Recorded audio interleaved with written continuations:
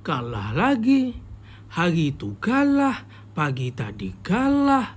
Betul lah orang cakap final Europa season ni adalah yang paling hina sekali. Aku ni kan tak pernah tengok final tim Europa yang masuk final ni, yang betul-betul bagai punya tim tu. Aku tak pernah tengok. Season lepas punya Europa, tim yang masuk final ni adalah tim yang kuat juga tu. Tim yang berada dekat Liga nombor 6, nombor 5.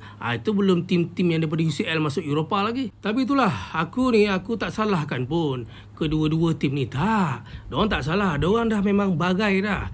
Cuma aku lebih kepada UEFA lah yang buat format macam ni. Engkau dah cuba merendah-rendahkan level Europa ni. Season ni memang yang paling teruk yang aku pernah tengok . Tak ada standard, level tak ada man. Patutlah Atuk Wenger ni bagi cadangan tim yang champion UEL tak layak masuk UCL season depan.